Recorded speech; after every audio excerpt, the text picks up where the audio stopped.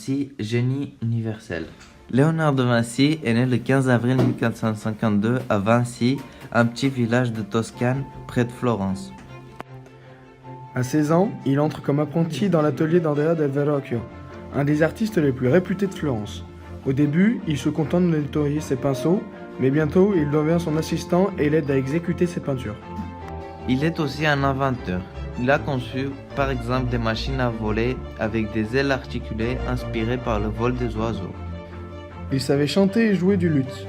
Il pouvait parler de science avec les savants, de philosophie avec les philosophes, et il amusait la cour avec des devinettes et des fables de son invention. Il n'aimait pas perdre son temps à dormir, car il avait toujours une idée en tête ou un projet en cours.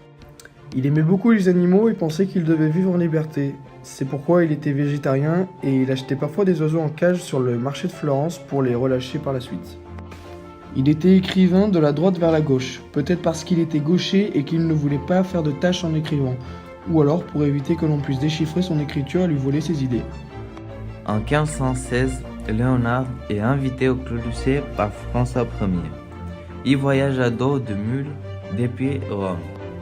Il emporte avec lui 3 de ses tableaux préférés, la Joconde, Sainte Anne, la Vierge et l'Enfant et Saint Jean-Baptiste. Il meurt le 2 mai 1519 à l'âge de 67 ans. Léonard de Vinci est un génie pluridisciplinaire, artiste, théoricien, architecte, décorateur de théâtre, ingénieur, anatomiste, mathématicien, physicien, géographe, géologue et on en oublie. Vinci pratique tant les activités pratiques que les théories. Il associe mathématiques abstraites et réalité matérielle des inventions.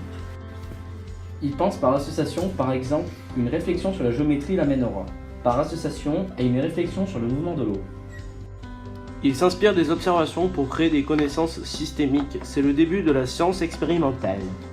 Léonard est ainsi l'homme de la Renaissance par excellence car il est humaniste, capable d'embrasser une multitude de disciplines. La nature est au cœur des préoccupations de Léonard. Le corps de la Terre. Léonard fait de nombreuses comparaisons entre le corps de la Terre et celui de l'homme. Il cartographie le corps de la Terre de la même façon qu'il dresse la carte du corps humain, avec une grande précision.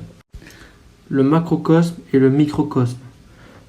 Pour Léonard, le macrocosme, perception de l'univers comme une totalité, a pour pendant le microcosme ou image réduite du corps humain.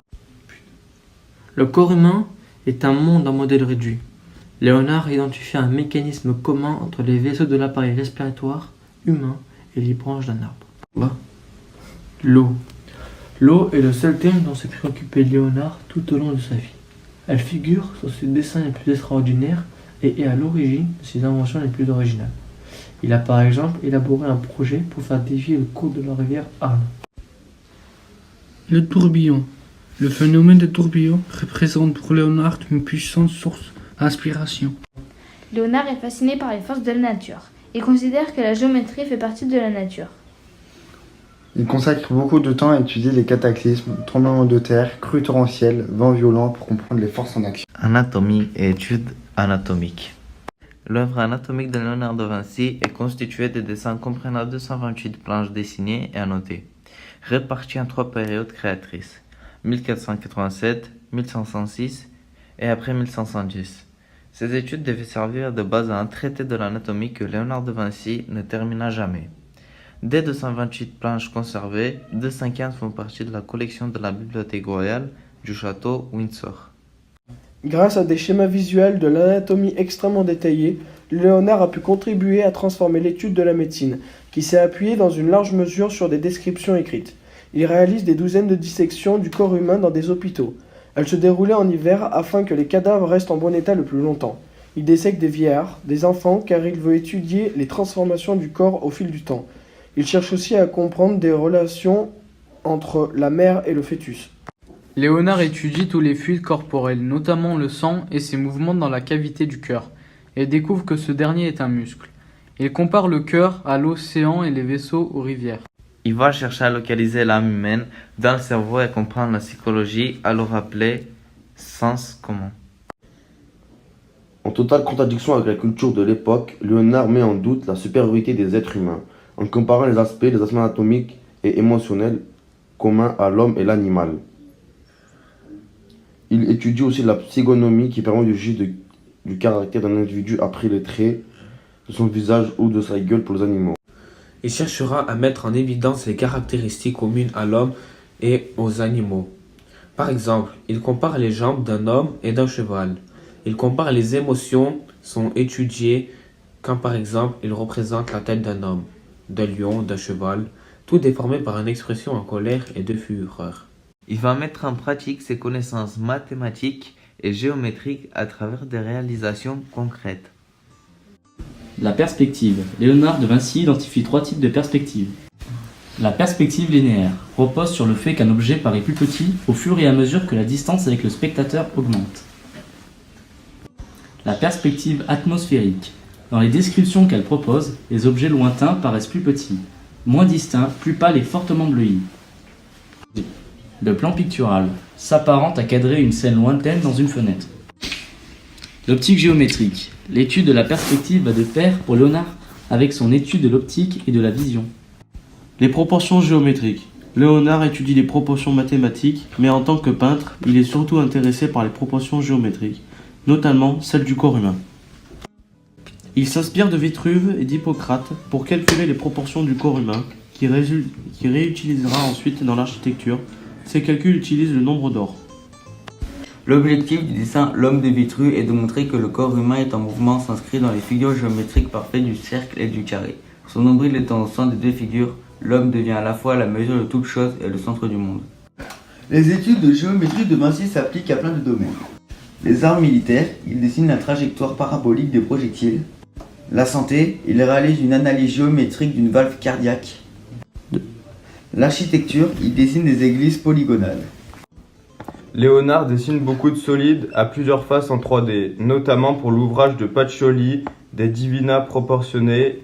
Il s'agit de mathématiques complexes. Les nœuds et rosaces. Léonard imagine des ornementations avec des nœuds et des rosaces qui constituent un système complexe de motifs entrelacés rappelant les arts islamiques. Léonard de Vinci n'a pas créé l'hélicoptère, il a créé la vis aérienne. Il s'est inspiré d'Archimède qui avait conçu une spirale en toile de lin sur une structure en fer. L'ensemble est monté sur un cadre en bois. En tournant, la voile expulse l'air, ce qui permet d'avoir une poussée. Cette idée inspire les moteurs d'avion. Léonard imagine de nombreuses machines volantes, dans le but de reproduire les mouvements des ailes d'un oiseau. Son parachute en est l'exemple le plus fonctionnel, même si son poids rendait l'atterrissage dangereux. Le chariot de Léonard s'apparente à une pièce d'horlogerie imposante qui lui permet d'avancer de manière autonome. C'est un concept novateur pour l'époque. Il est considéré aujourd'hui comme l'ancêtre de l'automobile. Présence de freins, d'engrenages et mécanismes d'enclenchement.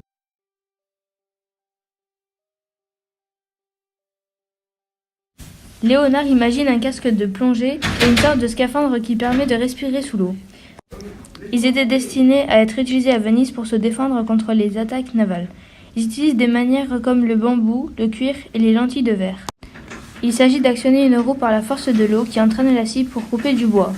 C'est l'ancêtre des machines industrielles. Léonard a créé le premier orchestre à cordes mobiles polyvalent.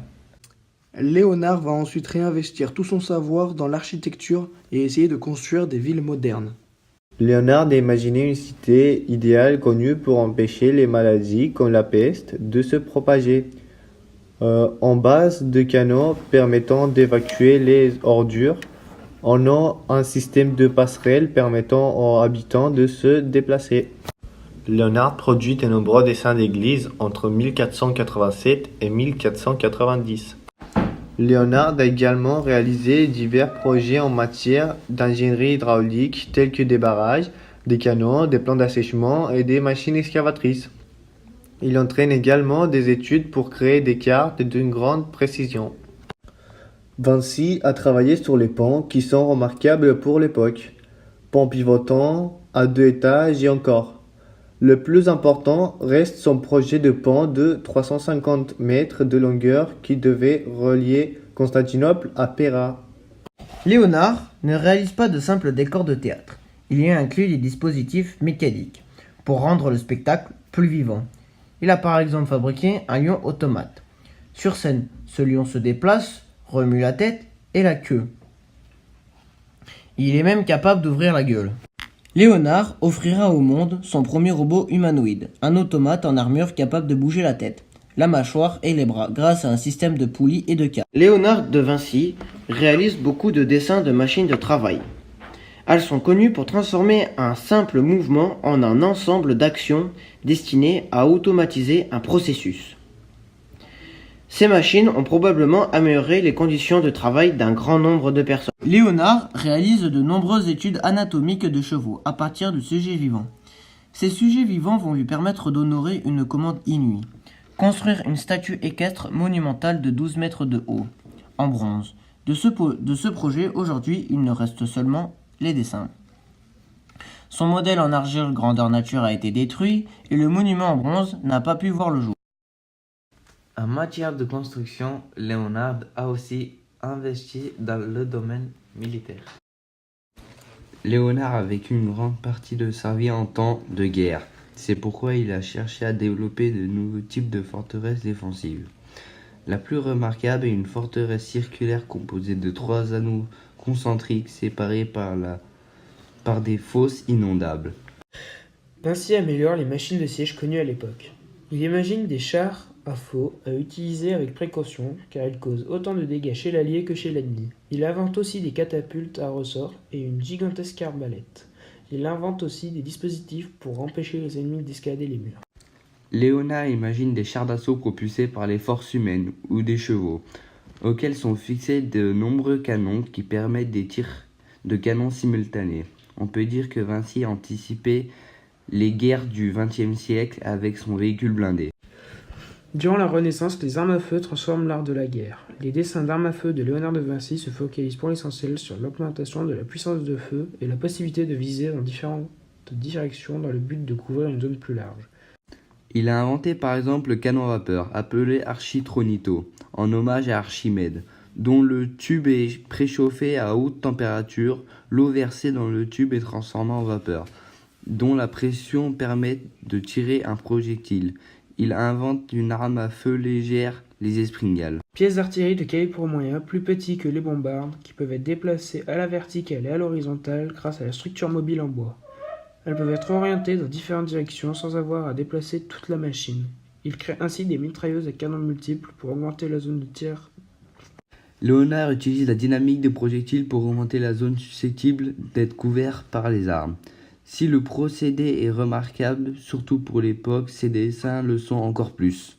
En s'inspirant de la nature, Léonard invente des engins sous-marins complexes. Il veut créer un sous-marin capable d'endommager les navires ennemis. Il étudie aussi les bateaux à double coque pour se défendre contre l'édite attaque.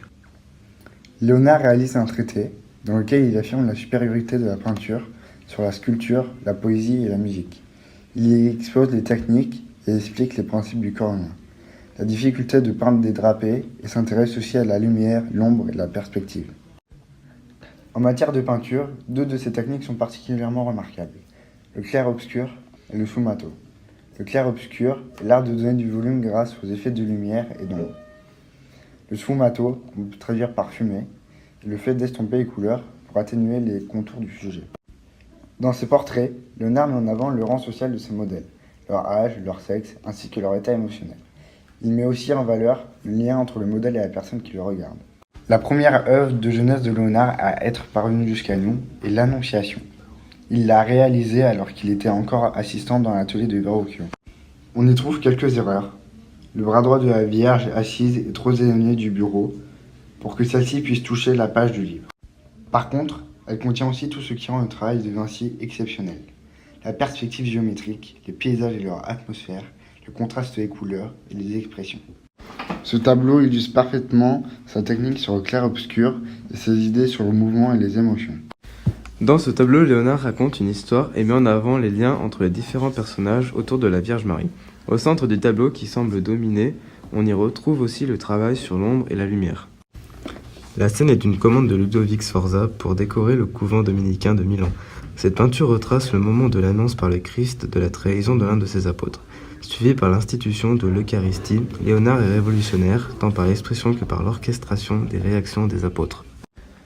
La bataille d'Anguirri. Léonard est opposé à la guerre qu'il considère comme une folie purement bestiale. Pourtant, en 1503, il reçoit une commande pour peindre la victoire remportée par les Florentins sur les Milanais en 1440 à Anguirri. Ainsi, au lieu de glorifier la bataille, il représente la sauvagerie du combat, la terreur et la colère des hommes.